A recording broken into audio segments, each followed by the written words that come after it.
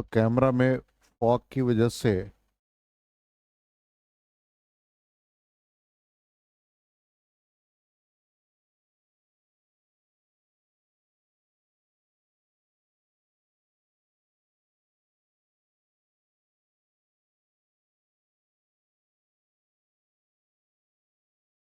चलो class start कर रहे हैं। तो वेव्स में प्रीवियस क्लास में लॉन्गिट्यूडनल ट्रांसवर्स वेव हो चुका था। ठीक, उसमें डिफरेंस भी बता दिया था।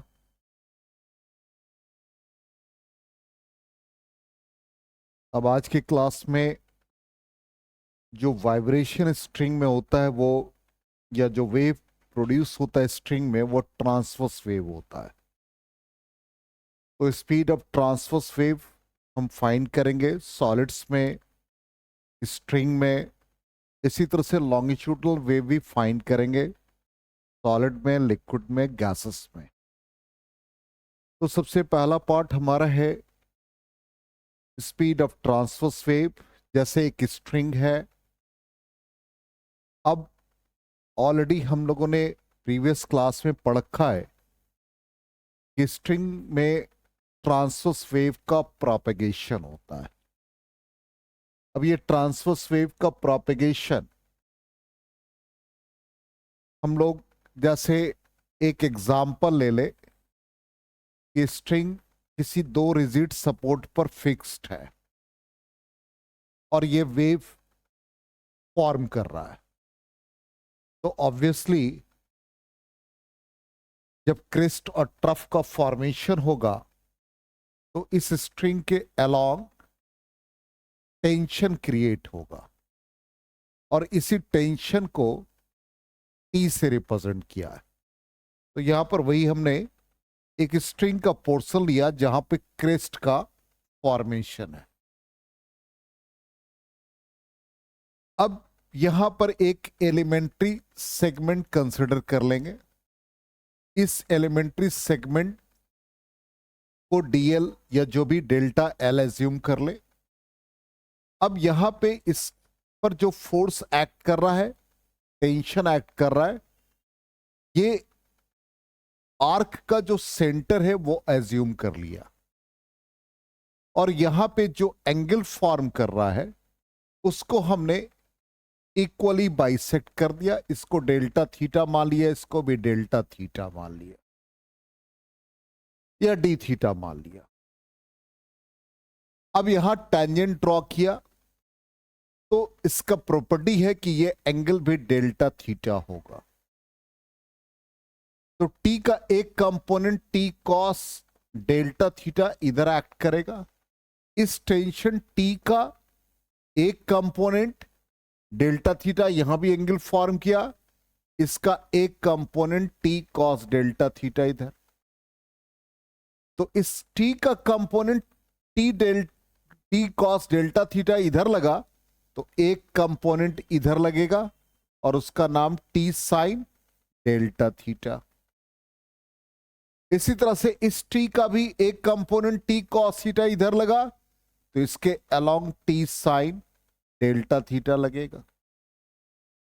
इसका मतलब सेंटर के towards total force 2 sine delta theta लगा, क्योंकि टी कॉस डेल्टा थीटा एक दूसरे को कैंसिल कर देगा।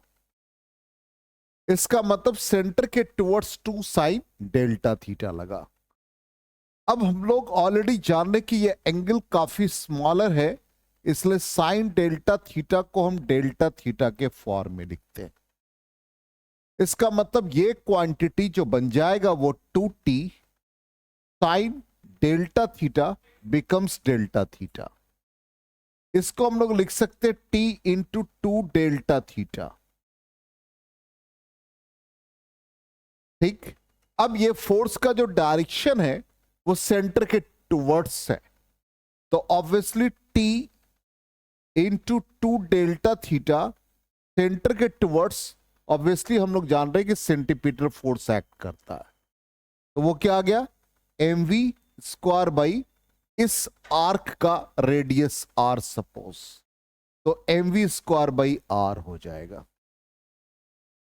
अब यहां पर ये जो फिगर है इसमें यदि आप देखें तो ये पूरा एंगल जो बन रहा है वो 2 डेल्टा थीटा बन रहा है और जो आर्क बन रहा है वो डेल्टा एल बन रहा है।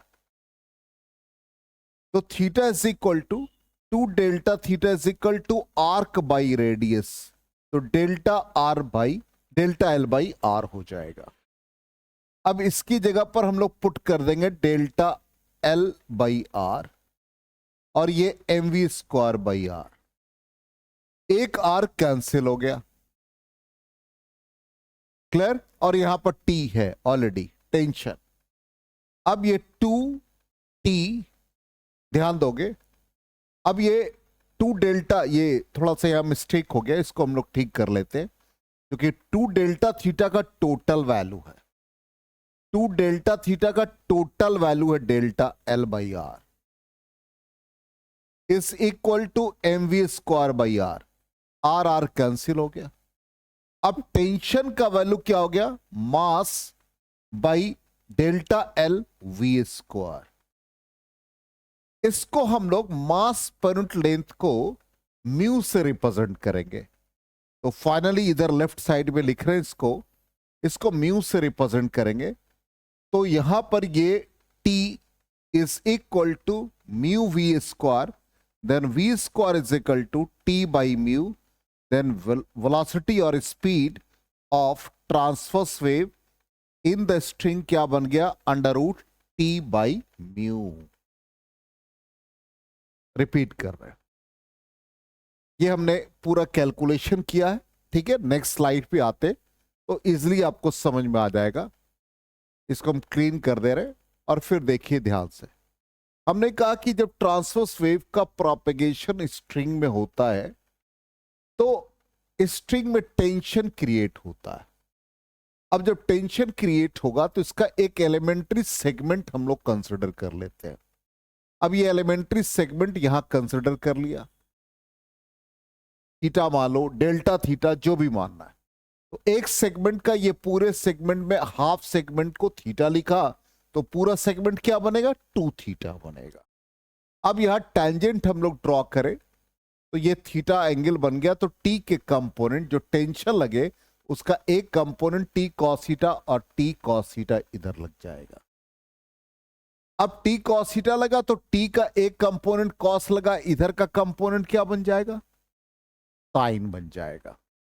इसलिए यहां पर इसके कंपोनेंट एक इधर बन जाएंगे टी साइन थीटा, फिर इस टी का एक कंपोनेंट ये भी एंगल थीटा फॉर्म किया तो टी कॉस थीटा, और इधर का कंपोनेंट क्या बन गया, टी साइन थीटा। यहां तक आ गया। अब दोनों फोर्स का एडिशन क्या है भाई, 2 साइन थीटा। ये कितने के बराबर हो गया, M V square by R के बराबर, सेंटीमीटर फोर्स के बराबर। ठीक है, यहां तक देखो ध्यान से, 2 बार रिपीट हो चुका है। हम लोगों ने प्रीवियस क्लास से पढ़ा था, सिंपली हम लोगों ने ट्रांसवर्स वेव और लॉन्गिट्यूडनल वेव को कंपेयर किया था। लॉन्गिट्यूडनल वेव में हमने कहा था कि वो it travels in the form of compression and rarefaction, और ट्रांसवर्स पे क्रेस्ट और ट्रफ। जहां कंप्रेशन होता है वहां डेंसिटी और प्रेशर मैक्सिमम, जहां क्रेस्ट बनता है वहां डिस्प्लेसमेंट मैक्सिमम। अब यहां पर हमने एक स्ट्रिंग के केस में स्पीड, या कह सकते हैं कि ट्रांसवर्स वेव का जो प्रोपेगेशन स्ट्रिंग के अलोंग हो रहा, उसके स्पीड को, उसके वेलोसिटी को हम लोग मेजर कर रहे हैं। तो यहां पर एक एग्जांपल लिया कि एक स्ट्रिंग है, अब स्ट्रिंग के अलोंग टेंशन टी लग रहा है। अब यहां पर हमने इसका एक एलिमेंट्री सेगमेंट कंसिडर कर लिया जिसको डेल्टा एल से रिप्रेजेंट किया। ये एंगल यहां पर इस half of the arc theta assume कर लिया, next half of the arc theta, मतलब डेल्टा एल का half portion theta, delta L का हाफ पोर्शन थीटा, तो पूरे डेल्टा के लिए 2 थीटा बन जाएगा। अब इसका कारण क्या है कि एंगल जब लिया हमने, यहां पर कंपोनेंट हमको फॉर्म करना है, तो एक टैंजेंट ड्रॉ किया, ये एंगल थीटा फॉर्म कर रहा है, तो ये भी एंगल थीटा होगा। अब इस टी का एक कंपोनेंट टी कॉस थीटा इधर और एक कंपोनेंट टी साइन थीटा। इसी तरह से टेंशन टी इधर एक्ट कर रहा है, इसका एक कंपोनेंट जिधर एंगल होता है कॉस और इसके परपेंडिकुलर साइन। ठीक, तो यहां पर क्या बन गया, टी साइन थीटा दोनों का component. T cos theta anti parallel है, एक दूसरे को कैंसिल कर दिया, तो टोटल 2t का साइन थीटा एक्ट कर गया। अब ये 2t साइन थीटा इस पूरे आर्क के सेंटर के टुवर्ड्स लग रहा है, इसका मतलब ये सेंटीपीटल फोर्स के इक्वल। अब एंगल स्मॉलर होता है तो साइन थीटा को हम लोग थीटा लिखते हैं इन टर्म्स ऑफ रेडियन, तो ये बन जाएगा 2t theta is equal to mv square by R. अब ये थीटा और ये पूरा एंगल 2 थीटा फॉर्म कर रहा है, इसलिए हम इसको इस फॉर्म में लिख देंगे। अब यहां पर फिगर के अकॉर्डिंग देखें, total angle 2 theta is equal to arc by radius, तो डेल्टा एल बाई आर आ गया। तो ये value delta L by R is equal to mv square by R, R और आर कैंसिल हो गया।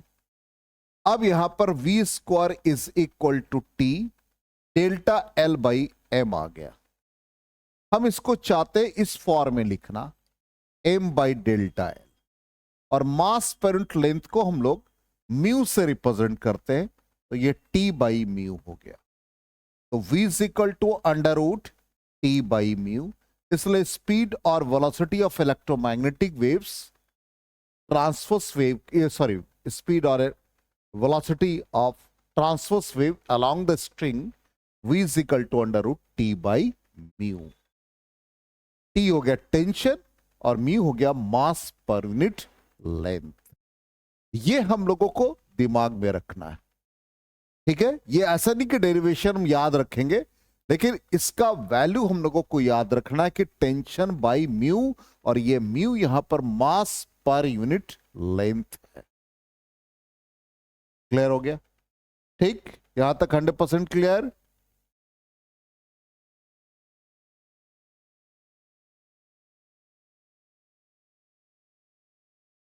ठीक है, अब आते हैं हम लोग, तो यहां पर देख लो f is equal to 2t sine theta, जो हम लोगों ने पढ़ा भी, साइन थीटा को लिख दिया थीटा के बराबर, ठीक। और f इजिकल टू अभी जस्ट बताया कि t 2 थीटा का वैल्यू डाला delta L by R first equation, और फोर्स को mv स्क्वायर बाई आर के equal t delta L by R आ गया। ठीक, तो ये बन गया म्यू, क्या बन गया, या तो आप m का value mu into delta L डालो, अदरवाइज डेल्टा एल मास पर यूनिट लेंथ को उसके फॉर्म में लिख दो, तो वो म्यू के फॉर्म में आ गया। तो finally v is equal to under root T by mu. तो ये हम लोगों को याद रखना कि velocity of transverse wave in the string क्या होगा, value under root T by mu, mu का मतलब मास पर यूनिट लेंथ। ठीक, अब इसके एप्लीकेशन पे आते हैं। पहला एप्लीकेशन कहता है कि यदि एरिया ऑफ वायर का area of cross section given है, तब हम लोग इस फॉर्म में लिखते हैं। अब इस फॉर्म में कैसे लिखा, बिल्कुल अभी जस्ट हम लोगों ने पढ़ा, v is equal to under root T by mu, और म्यू हमने कहा मास पर यूनिट लेंथ, तो m बाई एल हो गया। अब इसको आप न्यूमरेटर में ले जाओ, तो टी एल बाई एम हो गया। क्लियर? मास को हम लोग लिख सकते हैं volume into density, v into rho. अब यहां पर इस फॉर्म में देखिए क्या आ गया, वॉल्यूम को हम एरिया इंटू लेंथ के फॉर्म में लिख सकते हैं, लेंथ और लेंथ कैंसिल हो गया, तो ये under root T by A into rho, A area of cross section of the wire और रो आपका डेंसिटी हो गया। तो इस फॉर्म में भी हम लोग लिख सकते हैं, जब area of cross section wire का हमको गिवन होगा तब ये प्रॉब्लम बनाएंगे। और एक स्टेप और भी लिख सकते हैं, यदि आपको एरिया में डायरेक्टली एरिया नहीं दे रखा हो, रेडियस दे रखा हो, तो एरिया को हम लोग पाई आर स्क्वायर लिख देंगे, आर रेडियस हो जाएगा। इस फॉर्म में भी इसको यूज कर सकते हैं। बोलो क्लियर? 100%। एक ये पार्ट हो गया। नेक्स्ट पार्ट कहता है इन ए सॉलिड बॉडी, यदि कोई सॉलिड बॉडी है तो उस फॉर्म में हम लोग स्पीड ऑफ ट्रांसवर्स वेव या वेलोसिटी ऑफ ट्रांसवर्स वेव लिखेंगे। सॉलिड के केस में याद होगा हम लोगों ने पढ़ा था इलास्टिसिटी में मॉडुलस ऑफ रिजिडिटी, याद है ना, और ईटा से रिप्रेजेंट किया था। तो यहां पर क्या हो जाएगा, टेंशन को रिप्लेस क्या किया, मॉडुलस ऑफ रिजिडिटी, और मास पर यूनिट लेंथ को म्यू को रिप्लेस करेगा डेंसिटी। ठीक, ये फॉर्मूला हम लोगों को याद रखना है। तीसरा कंडीशन आ गया, if string is stressed by some weight. मान लो किसी स्ट्रिंग को हम किसी वेट से सस्पेंड कर दें, तब उस कंडीशन में कैसे हम लोग लिखेंगे? तो ऑब्वियसली जब वेट से सस्पेंड करेंगे तो स्ट्रिंग के अलोंग टेंशन क्रिएट होगा, और वो जो टेंशन क्रिएट होगा वो किसके बराबर होगा? देख लो, ये पुली से कनेक्टेड है और इस पे कैसा वेव का फॉर्मेशन हो रहा है? ट्रांसवर्स वेव का फॉर्मेशन। अभी ट्रांसवर्स वेव के लिए क्या फॉर्मूला पढ़ा? Transverse wave in the string का फॉर्मूला भी जस्ट हम लोगों ने पढ़ा, v is equal to under root T by mu. अब इन इक्विलिब्रियम यहां पे टेंशन को कौन बैलेंस कर रहा है? वेट mg बैलेंस कर रहा है, इसलिए यहां पर टेंशन की जगह पर क्या लिख देंगे आप? mg by mu. इस फॉर्म में हम लोग यूज कर लेंगे इसको। तो तीन कंडीशन हम लोग स्ट्रिंग और सॉलिड के केस ही पढ़ रहे। स्ट्रिंग और सॉलिड के केस में ही ट्रांसवर्स वेव का प्रोपेगेशन होगा। तो पहला, जब area of cross section given होगा तो ये सॉलिड बॉडी के केस में ये, और स्ट्रिंग को यदि हम सम वेट से स्ट्रेच कर दे या वेट सस्पेंड कर दे या स्ट्रिंग के अलोंग किसी लोड को हम अप्लाई कर दे तो उस कंडीशन में टेंशन mg के इक्वल हो जाएगा। तो सिर्फ t के वैल्यू को हम लोग mg के बराबर रखेंगे। म्यू आपका वैल्यू है मास पर यूनिट लेंथ, ये याद रखना है। क्लियर? नेक्स्ट, ये वैल्यू आ गया, v इक्वल टू टी को रिप्लेस कर दिया mg बाई म्यू। एक और कंडीशन देख ले कि यदि आप वेट जो सस्पेंड कर रखे हो उसको किसी लिक्विड में ले जाओ,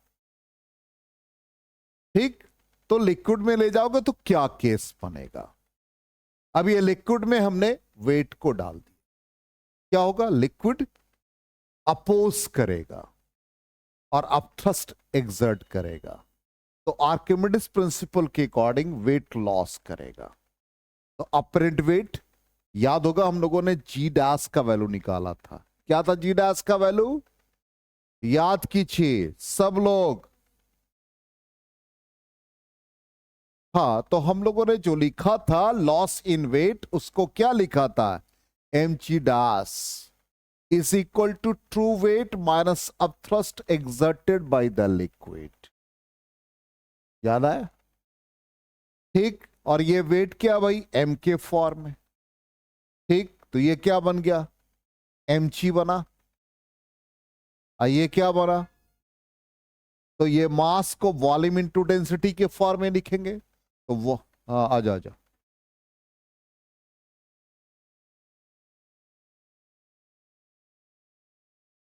देखो ध्यान से, अभी हम लोग जो पढ़ रहे हैं प्रीवियस क्लास का एक वीडियो देख लोगे। हम लोग ट्रांसवर्स वेव का प्रोपेगेशन स्ट्रिंग के केस में पढ़ रहे हैं। जैसे हम लोग स्ट्रिंग के दो एंड को फिक्स कर दें, दो एंड को फिक्स कर दिया, और बिल्कुल हम लोग बोलचाल की भाषा में सीख लें कि हम लोग भाई कपड़ा सुखाने के लिए तार लगा देते हैं, तो एक कील इधर एक कील इधर। अब तार लगा दिया तो कभी कभी उसमें क्लिप फंसा रह जाता है, तो कपड़े को जब खींचते या क्लिप खींच देते तो एक वेव फॉर्म करता है। वो जो वेव होता है उसको हम लोग ट्रांसवर्स वेव कहते हैं, क्योंकि ये जो हमारा स्ट्रिंग है ये डायरेक्शन ऑफ प्रोपेगेशन कहलाता है। तो स्ट्रिंग में जो वाइब्रेशन होता है पार्टिकल्स का वो ऊपर नीचे होता है और परपेंडिकुलर टू द स्ट्रिंग होता है, इसलिए हम इसको कहते हैं ट्रांसवर्स वेव। अब ये जो वेव जनरेट होता है वो क्रेस्ट और ट्रफ के फॉर्म में होता है। अब स्ट्रिंग में वेव बन गया। अब स्ट्रिंग का एक पोर्शन ऐसे कंसीडर कर लिया, मान लो तो स्ट्रिंग में टेंशन भी लगेगा, ठीक। अब ये टेंशन के कारण से इस पर जो इसका जो स्पीड है हम लोग v मेजर करते हैं, तो v क्या हो गया, स्पीड ऑफ ट्रांसवर्स वेव। इसका वैल्यू स्ट्रिंग के केस में हम लोगों ने अभी जस्ट निकाला T/μ। अब इसी का कंडीशन लिया कि यदि स्ट्रिंग में ऐसे हमने कनेक्ट कर रखा, ठीक, अब कनेक्ट कर रखा तो स्ट्रिंग में टेंशन क्रिएट हो रहा है। अब टेंशन क्रिएट कर रहा है तो ये यदि वाटर नहीं होता और एक सिंपल वेट होता तो टेंशन को किसके बराबर लिखते, mg के बराबर। तो ये फॉर्मूला बन जाता t को रिप्लेस कर देता mg, तो mg/μ। अब ये कंडीशन आ गया दूसरा, इसके पहले हम लोग पढ़ चुके हैं, रिपीट कर दिया तुम्हारे। अब ये हो गया कि भाई वेट को हम लिक्विड में डालते, तो लिक्विड तो छोड़ेगा नहीं, ये तो अपोज करेगा। तो अपोज क्या करेगा भाई, अब थ्रस्ट लगाएगा। तो आर्किमिडीज प्रिंसिपल में हम लोगों ने पढ़ रखा कि जो वेट होगा वो चेंज कर जाता है, ऐसे ही हम लोग समझते हैं। तो हम लोग कहते हैं कि भाई वेट होता लॉस के फॉर्म में, तो लॉस इन वेट हम लोग जब मेजर करते हैं उसको हम लोग कह देते हैं अपरेंट वेट। तो apparent weight mg dash is equal to true weight minus अब thrust exerted by the liquid. अब यहां पर ये जो हम लोग लिख रहे हैं ये mg लिख रहे हैं। अब इसको समझने के लिए ऐसे मान लेते m डैश g, एक एग्जांपल दे रहे हैं, ठीक। तो मास जो होगा वो किस फॉर्म में वो देख लेते हैं, ठीक। अब देखो ध्यान से, mg डैश ये जो मास है वो क्या है, वॉल्यूम इनटू डेंसिटी v रो g minus v sigma g, ये लिखते हैं, ठीक। अब इसी से हम लोग सिंप्लीफाई करके g डैश का वैल्यू क्या निकाले थे, g1 माइनस सिग्मा बाई रो। इसका मतलब अब speed of transverse wave t by, यहां पर क्या बताया देखो, t को रिप्लेस कौन किया था भाई, mg। तो यहां पर t को रिप्लेस कौन करेगा, mg डैश बाई म्यू। अब mg डैश को क्या लिखोगे, m रहने दो बाहर और g कॉमन ले लिया, g की जगह, g डैश की जगह पर g1 minus sigma by row divided by mu बन गया फॉर्मूला। पहले क्या था, सिंपल लोड को जब सस्पेंड किया तो t बराबर mg। अब यहां पर t क्या बन गया, mg डैश। mg डैश की जगह पर g डैश का वैल्यू क्या डाल देंगे, g1 minus sigma by rho. आ गया समझ में, क्लियर, ठीक। ये सारा लिखा हुआ है हमारे पीडीएफ में, कहीं कोई ऐसा नहीं है स्टेप, ठीक है। आप इसको इमेज ले लो, जो भी करना है कर सकते हो।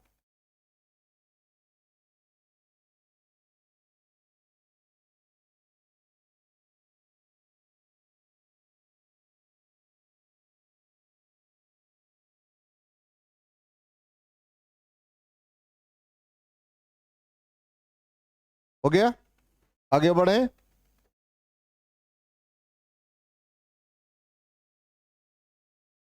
तो ये हम लोग देख ले, यही आ गया, क्लियर।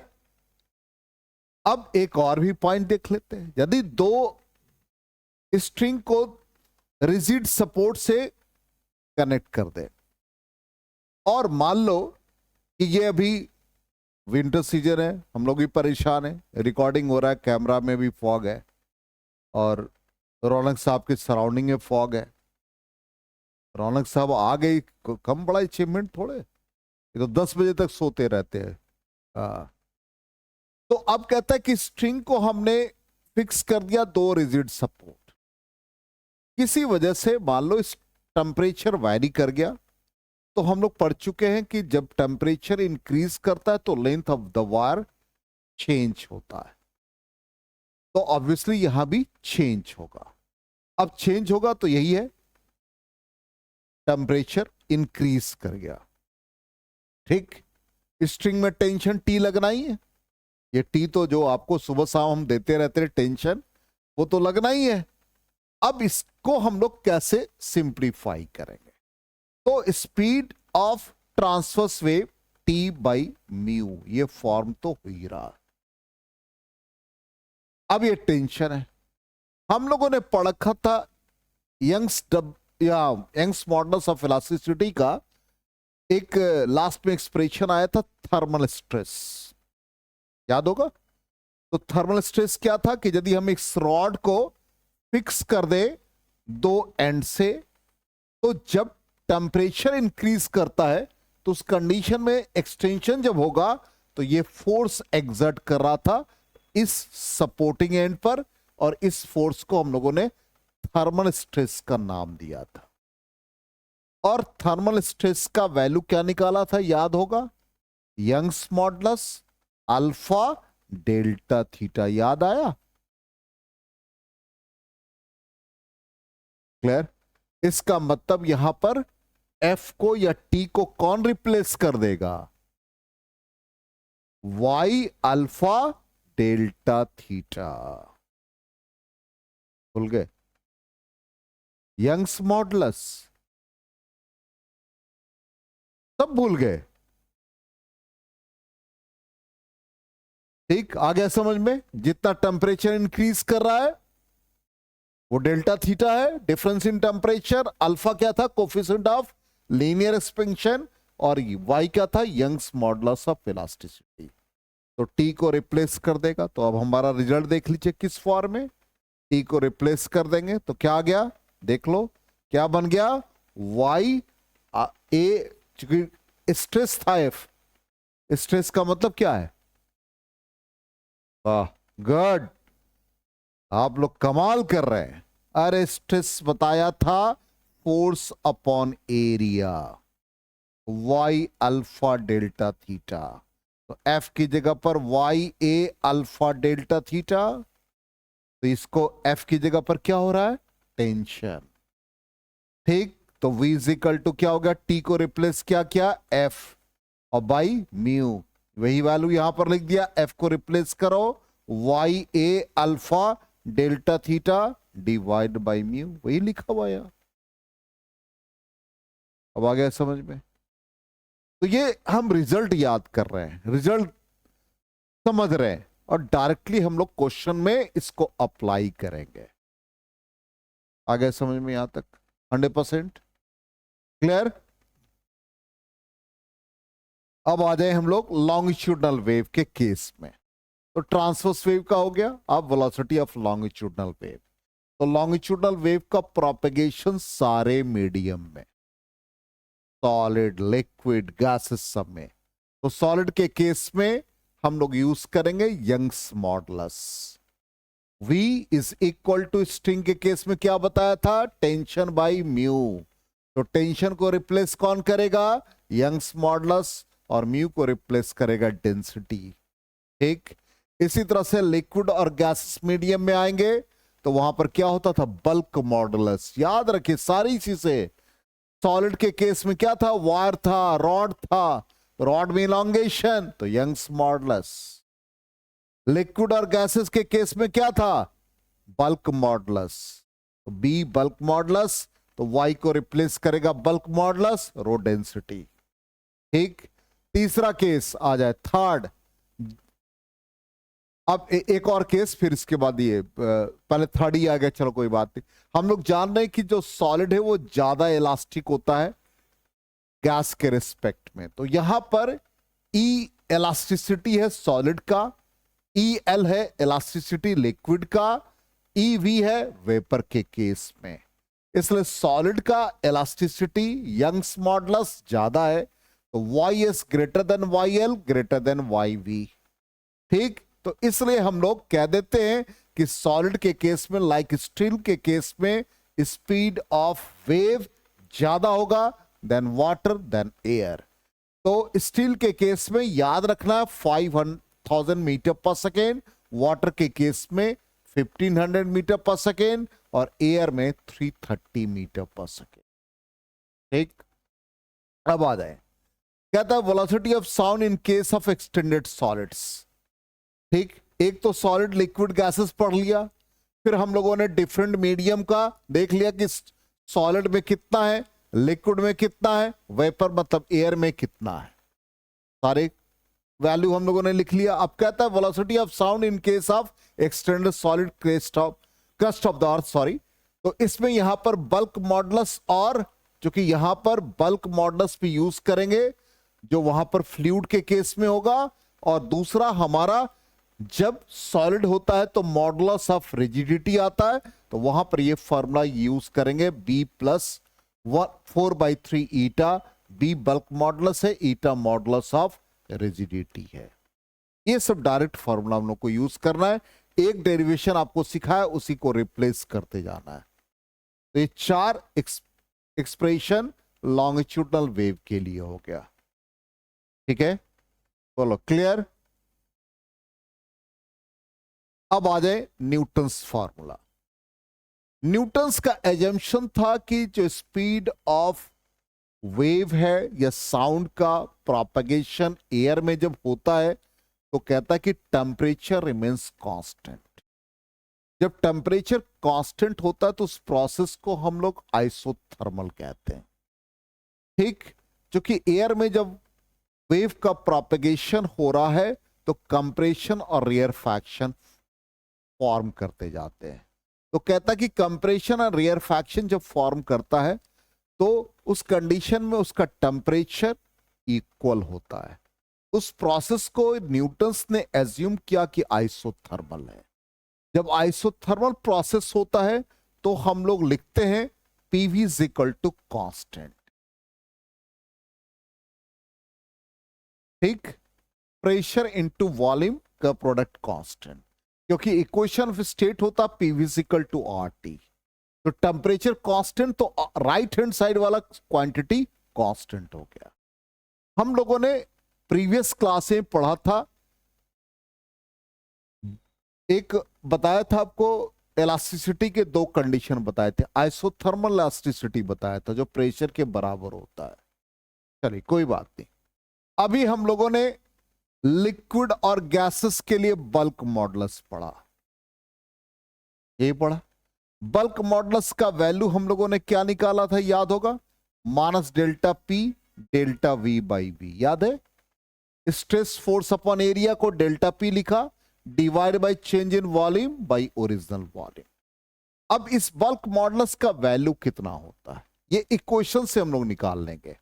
तो प्रेशर को कांस्टेंट रखो, V का differentiation delta V, V constant, P का डिफरेंशिएशन डेल्टा P, कांस्टेंट का डिफरेंशिएशन 0। देखो ध्यान से, तो ये बन गया P delta V is equal to minus V delta P।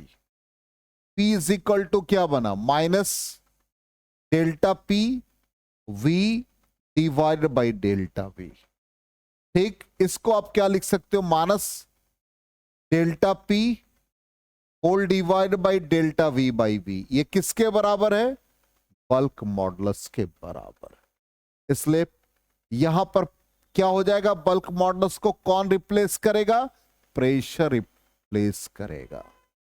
अब pressure exerted by the gas या प्रेशर एक्सर्टेड बाय एटमॉस्फेयर, तो एटमॉस्फेयर के कारण से जो प्रेशर एक्सर्ट होता है जिसको हम लोग कहते हैं एटमॉस्फेरिक प्रेशर, जिसका वैल्यू हम लोगों ने फाइंड किया था, याद होगा फ्लूइड मैकेनिक्स में बैरोमीटर पढ़ाया था, भूल गए सारी चीजें। मेरा नाम याद है क्या है, याद है, अच्छा रौनक जी क्या, ठीक। तो pressure exerted by the atmosphere का वैल्यू 1.013 इंटू 10⁵ पास्कल। इसको हम लोग स्टैंडर्ड फॉर्म में लिख देते हैं 1 इंटू 10⁵ पास्कल। और डेंसिटी ऑफ द एयर 1.29। ये हम लोग जब कैलकुलेट करते हैं तो अप्रोक्सीमेटली 280 मीटर पर सेकेंड आता है।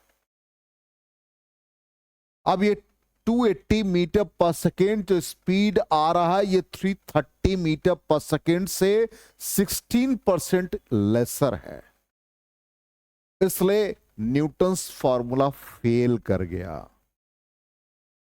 तब इसको करेक्ट किया लैपलेस ने, तो वो फॉर्म आ गया लैपलेस करेक्शन।